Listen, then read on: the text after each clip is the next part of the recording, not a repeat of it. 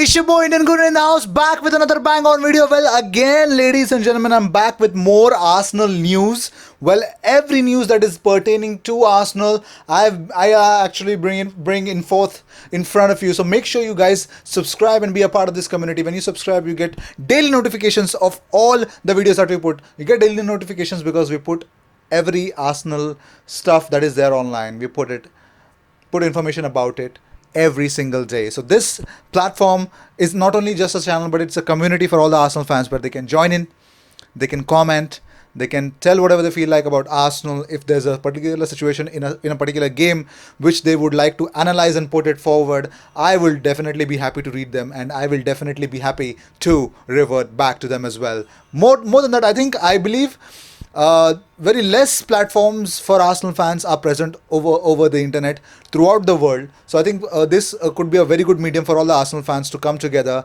comment, and be a part of a lot of stuffs that I put on my community as well. So without any further ado, let's really jump into the first news that's coming your way. That is Mark Lawrenson, ladies and gentlemen. Mark Lawrenson has predicted Arsenal versus Manchester to be a one-all draw. Yes, he believes that Arsenal and Manchester United are going to score a goal each, and that biggest record that Manchester United hold of Arsenal beating them at Old Trafford will still remain intact. Not only that, the ex-Liverpool star had this to say: the Gunners are turning into the comeback kings, although I'm sure they would prefer not to be in a situation where they need a fight back in the first place. Unlike United, Arsenal do not look short of goals, but it is at the back where Unai Emery's side still have problems. Well, yes, I think he predicted it good. I guess this could be a situation as a 1-all, but for that, I think Manchester United have to be less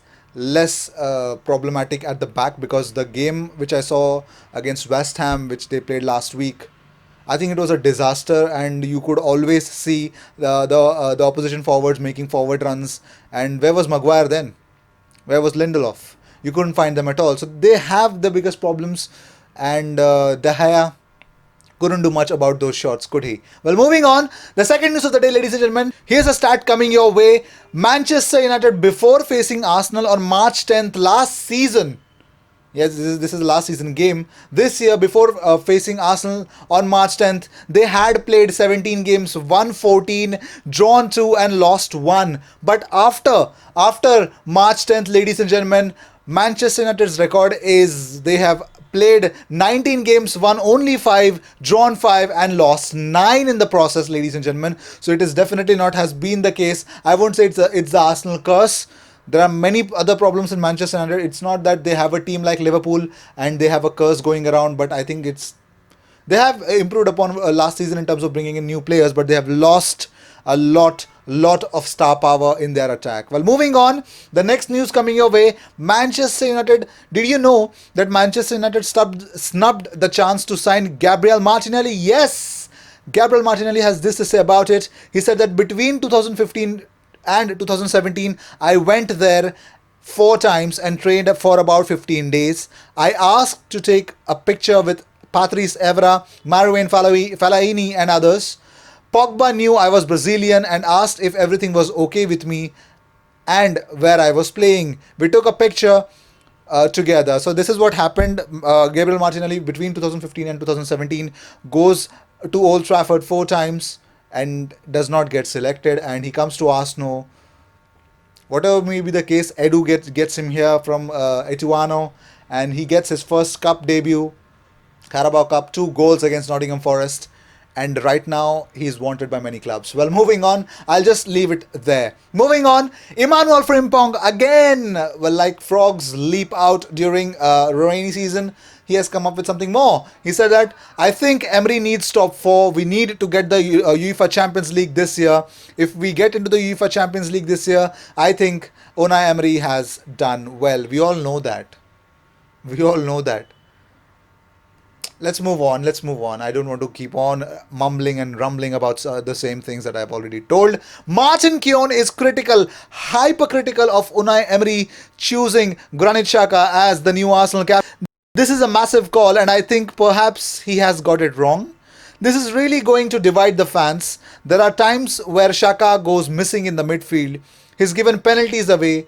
I would have gone for Aubameyang. He would have been a pretty good fit. I might have given him a little more extra responsibility. He's doing fantastically well. Well, that's exactly what he said. And about that, let's see some reactions in the social media. I've got three different reactions, mixed reactions on Granit Xhaka being the Arsenal captain. One of the Twitter user had posted this for it. When it comes to the captain's armband, it's never about talent and skill, but heart. Xhaka has that. That was one of the reactions. The second reaction which I could see online was Granit Xhaka is the new captain, and I don't think it would be fair to say he isn't the best person for it. Comfortably the best leader on the pitch and behind closed doors. That's what another user said. And Lee Gunner actually criticized the whole idea. He said, I like Emery, but Xhaka as captain is a disgrace, and this will end up getting him sacked. Bloke's not a footballer, let alone club captain of Arsenal. Well, whatever may be, we know that we don't have any other choice. But if you're a user and you say that this will end up getting Unai Emery sacked, on what basis? I mean, we don't have 11 Shakas playing, is it? The individual performances of other players also matter. So I don't think so that the only thing that can get him sacked or probably let down the fans, the only thing is that Unai Emery still has a lot of fans behind him. It's not about they don't have any other choice, but they still believe that Unai Emery can get them that UEFA Champions League for the next season. So that is the only faith that has kept Unai Emery in to the Arsenal club yet. So let's just not jump into conclusions. Obviously, his whole statement does not have a could, so that will end up getting him sacked. Is a clear judgment that he's passed on, which I don't like. Moving on, Hector Bellerin, ladies and gentlemen, has actually he played a game against Liverpool under 23s yesterday for Arsenal under 23s. We came from 2 goals behind. We drew the game 2-2. Folarin Balogun scored a goal, and Bellerin again had a back heel assist, a good back heel touch for the assist for Folarin Balogun goal. Kieran Tierney surprisingly did not start that game, which means that he will definitely, or it could be that he could travel to the Old Trafford and play and either start or definitely come back in as a substitute versus Manchester United, ladies and gentlemen. So really exciting news coming your way. Tomorrow, Monday night, is the game, so it will be definitely exciting. Moving on. The Premier League points since Brendan Rodgers has joined Leicester. You can see an image, ladies and gentlemen, that since Brendan Rodgers joined Leicester, the maximum amount of points has been grabbed by Manchester City, followed by Leicester in the third spot, I guess. Yes, it's in the third spot. And Arsenal are fifth, gaining only 28 points. So Brendan Rodgers has been the key for the Leicester's revival to the top 4. Moving on, Dimitar Berbatov, ladies and gentlemen, has given his verdict about Arsenal versus Manchester United. He says that he believes that Manchester United need to be worried and afraid of the striking force of Arsenal. He said, I'm worried about the front players of Arsenal, especially Aubameyang. He's phenomenal. I like Pepe as well. He is unorthodox, really fast, and can go one-on-one versus the defenders and challenge the defenders.